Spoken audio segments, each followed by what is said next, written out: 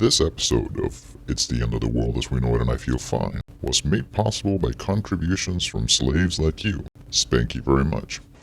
The government's been in bed with the entire telecommunications industry since the 40s. They've infected everything. They get into your bank statements, your computer files, your email, listen to your phone calls. My wife's been saying that for years. Every wire, every airwave. The more technology you use, the easier it is for them to keep tabs on you. It's a brave new world out there. It's the end of the world as we know it, and I feel fine. Good morning, slaves, and welcome to another edition of It's the End of the World as We Know It, and I Feel Fine, the show that watches Big Brother back. I don't understand what kind of shit Bill O'Reilly's been talking about me now. FoxNews.com. What the fuck is this? Meanwhile, the two fecal dwellers who are competing for the position of corporate doggy style. I am your host, the Stimulator, and for the better part of 14 fucking years now, residents of Western liberal democracies have been engaged in an epic battle with a sinister global terror network made up of fanatics who hate freedom and who are dead set in violently enslaving the entire fucking planet under their totalitarian worldview. If you want a vision of the future, Winston, imagine a boot stamping on a human face forever. And earlier this month, this dark cabal of sick fucks launched a devastating attack on freedom lovers here in Klanada when their local affiliate voted to pass the Greasy State Fuckery Act, otherwise known as Bill C-51. They're trying to say, look, we face an extraordinary national security risk that poses an existential threat to Canada. And we know that's not true because, of course, terrorism kills fewer people than lightning strikes and bath falls. You know, terrorism is an extraordinarily rare natural disaster. Yep. Despite lopsided opinion polls, a storm of criticisms from privacy advocates, NGOs, and activist groups, multiple rallies and demonstrations held in dozens of cities, and a shit ton of useless online petitions and letter-writing campaigns, on May 7th, Bill C-51 was approved by the Tarzan-sucking sycophants of Parliament Hill, and is now only a Senate rubber stamp away from becoming law.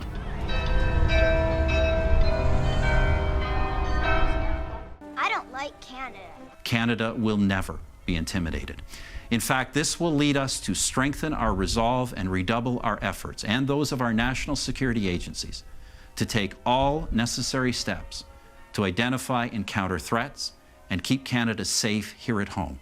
Within the coming weeks and months, anarchists, indigenous land defenders, environmental activists, and anti-capitalist shit disturbers in this part of Turtle Island are gonna find ourselves forced to deal with a state armed with new ways to fuck with our shit. So, to help y'all motherfuckers get your game faces on, I'm gonna take a few minutes to break things down for y'all.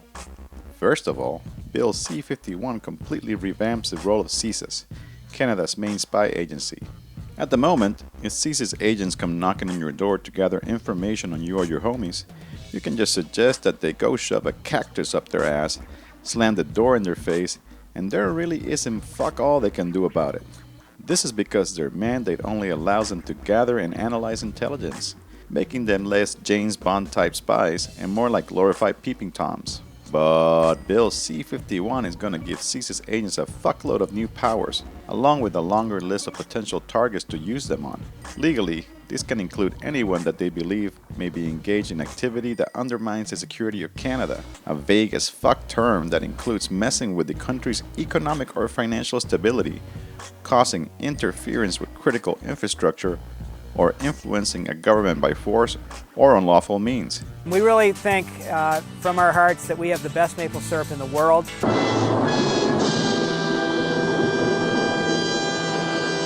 CSIS will now be empowered to mess with people's travel plans. Fuck you very much. Don't fly with us again. And bank accounts. You hit zero, here's zero. You went below zero. Interrupt communications and fuck with radical websites. They will also be able to more easily target individuals for peace bonds, slapping conditions on peeps who haven't even been accused of a crime. They've already been doing this through their use of security certificates, but this will make the process much more widespread. Thank you for not smoking. In addition to transforming CSIS into the East German Stasi on steroids, C-51 will also allow for all personal information to be shared between government agencies and with anyone else that the state feels like it. It'll also expand the government's control over no-fly lists and make it easier for politicians to appeal immigration applications based on secret evidence. Last but not least, Bill C-51 criminalizes communication that advocates or promotes terrorism-related offenses. This has the potential to get pretty fucking messy, given the fact that terrorism is basically whatever the fuck the state says it is. I hereby inform you, under powers entrusted to me under Section 47, Paragraph 7 of Council Order Number 438476, that Mr. Buttle, Archibald, residing at 412 North Tower, Shangri-La Towers, has been invited to assist the Ministry of Information with certain inquiries. In Spain and Catalonia, anarchists have learned this lesson firsthand, as comrades there have been facing levels of repression over the past 6 months, traditionally reserved for members of ETA and their fellow Basque separatists. Dozens of peeps have been arrested in a series of coordinated raids, and a number of them have been charged with belonging to a terrorist organization, the Grupos Anarquistas Coordinados, or Coordinated Anarchist Groups. This crackdown has occurred within the context of the passage of a series of laws that harken back to the fascist Franco regime. On July 1st, the latest of these measures, the so-called Citizen Safety Law, is set to come into effect.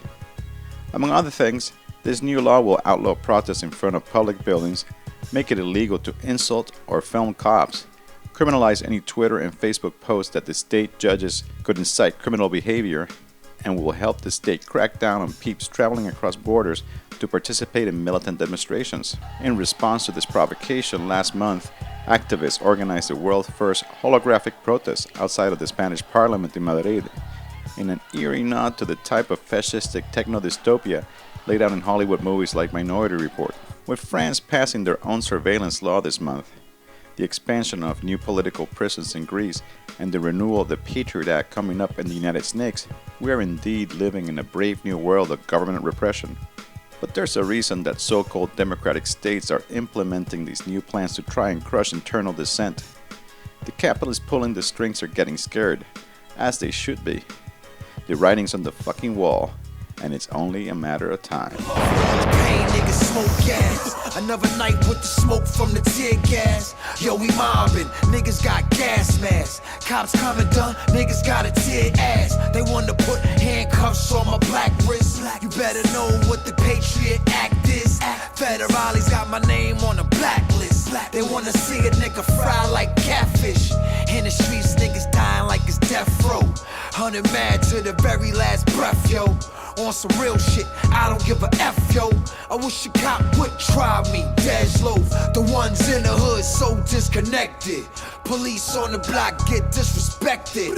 Live by the guns, then you might die with it. There's a war going on, so I ride with it, ride with it.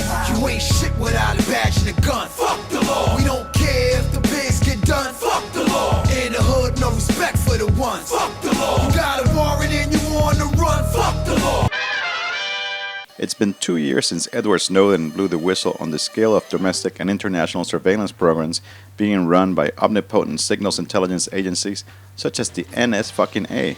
It is now indisputable that pretty much all information that passes through telecommunication systems, which includes all phone and internet traffic, is being constantly sifted through and stored in giant fucking hard drive farms for Big Brother's future pursuant convenience. I will listen to you. In order to learn more about this and to learn what, if anything, we can do to protect ourselves, I recently caught up with Antoine, a digital security ninja based out of Montreal. Hey Antoine, how the fuck are you? Pretty fucking good. You're a member of a web-based cooperative called Kumbit.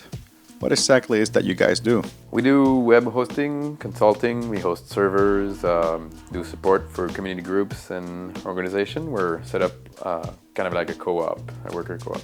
The past couple of years, peeps have started to figure out that the state intelligence agencies have been gangsta surveilling the fuck out of us for years now. What the fuck are they up to, and how long has this been going on for? From one perspective, it's been going on forever. From COINTELPRO and the FBI surveilling activist groups in the 60s to now, there's not that much of a difference.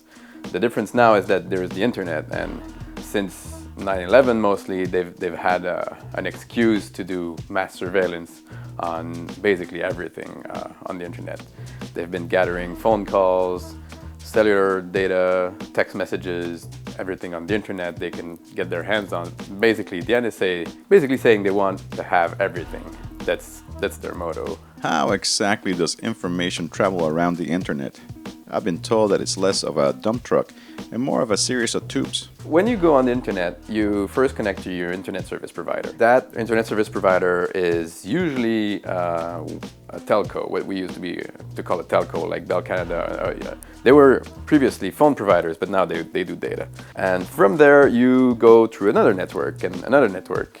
And it's like, that's why we call it the web in a way, is that it's kind of a many wires connecting with each other. When you end up going on Google, you end up going through a various number of networks, which you can find out by yourself, but basically all those networks are vulnerable to surveillance. And what the government does is they implant devices on certain of those routers, either through the collaboration of those organizations like Google or Microsoft, or without the consent of those companies by infiltrating those organizations. This has been going on for a while. It's just recently we learned about it because of Edward Snowden's revelation. Part of the provisions of Bill C-51 will make it easier for CSIS agents to break and install shit on peeps' computers. What the fuck is that all about? What we call interception is basically when you buy a computer online, for example, they can reroute it to their offices and implant a surveillance device like a keylogger. What we call a keylogger is something that records every key you type on your keyboard, or something that's going to monitor your activity even if you're online and broadcast it through its own wireless network or through the internet to relay everything you're doing regardless of where you are or what you're doing. And this is done without your knowledge. So when you get a computer, you think it's a fresh new computer, but if you're under serious surveillance from the NSA, for example, in the US, they can actually go and implant devices on your computer. This is not targeting everybody. Like if the local pigs in Montreal are not going to do that kind of stuff necessarily, but it's more at a higher level. So far as CSIS, we don't know that they've been doing that explicitly, like interception like this, but the new powers they've got with the law basically give them that power right now. So they will probably start doing it. What role does encryption play in keeping our shit safe? And do you have any suggestions for apps or software that peeps should be using? Encryption allows us to have a private conversation online if we implement it correctly. So that means that from my computer to your computer, even if somebody actually listens in or intercepts the communication, they cannot see what we are talking about. This is important if you want to hide your plans or what you're talking about, or if you want to regain your privacy. But for example, it may not necessarily hide the fact that you're having a conversation. In fact, it may even prove that you're having that conversation, because encryption sometimes relies on the identity of the two parties. So you need to be careful in what tools you use. For example, OpenPGP, the pretty good privacy software, will reveal your identity during that communication, or your pretend identity, and will authenticate the communication. But it will allow you to have an encrypted communication through email, for example. On the other hand, something called OTR, off the record messaging, that you can use with any instant messaging software, like even on Facebook, for example. You can use that to talk with each other, but with what we call plausible deniability. So it doesn't prove that you had that conversation. Now, in court it may not really hold up, but at least it doesn't necessarily prove that you had that conversation while still being private. The problem with that is that you need to have it in real time. And the third software I would talk about is a tool called Tor, T-O-R. It allows you to be anonymous online. So it hides your IP address. So it relies on encryption to do its thing, but it's a little more complex. The idea is that it uses multiple routers, multiple Tor routers that don't, like for example, the first one knows where you're coming from, but doesn't know where you're going, and the last one doesn't know where you're coming from and knows what you're going. So no Tor router knows all the information about you. So it allows you to be anonymous while going online.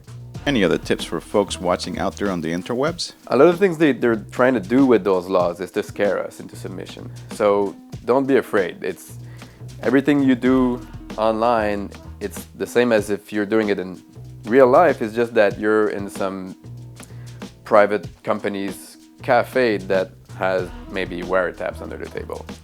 Or not just maybe, they do have wiretaps under the table. So you need to be careful about what you say online. There are some networks, some organizations that try to protect you. RiseUp.net is a good one. We're also trying to do our best to make technology accessible to people instead of being a threat to our privacy. And get off the private corporate internet and fuck Google and Facebook. Thanks, Antoine. And that does it for this edition of It's the End of the World as We Know It, and I Feel Fine. I want to send a burrito supreme shout out to all the slaves whose monetary contribution made this festival of fuckery finalized. So, many motherfucking thanks to Amado, Audrey, Julia, Gregory, Sarah, Edward, Jonathan, Kyle, Shannon, Christian, Stephen, Miguel, Dylan, Francois, Benjamin, Valentin, Jennifer, Niconoclast, Jean-Luc, Per, Mallory, Claire, Yahi, Henry, Anders, Andrea, Monica, Garrick, Robin, Chris, Colleen, Valerie, Sadaf, Raul, Bart, Raster, Stephen, Alexander, Javier, Blade, Carly, Steve, Serena, Jonathan, Jane, Catherine, Jan, Andrew, Ellas, Leo, Linda, Intershock TV, Bear, Peter, Martin, Jeffrey, Daniel, Gabriel, Ranko, Joshua, Sebastian, Samantha, Jason, Emily, Andrew, and Hansen, Barbacoa. I'd also like to welcome the newest members of the Ta Conspiracy, Daiso, Premadasi, Anonymous, Shiva, Bear, and Crabgrass, Tostadas. For links to encryption software, to comment on this show, to sign up to our email list, or to get our fucking show as a podcast, and to find a playlist of the music we played, just visit my fucking website, stimulator.tv. And remember, just because you are paranoid doesn't mean that they're not watching. I'm on the run, I'm a fugitive, played low key, broke out of jail. They ain't built a cell that could hold me. Had help from the inside, escaped through the sewer, swim a mile and a half, almost drowned in manure, had to lose my scent. Cause I know they got the dogs out, I ain't going back, fuck that, I'm going all out. Cops won't be happy till I'm inside the ground. I see a freeway, I need to hitch a ride to town.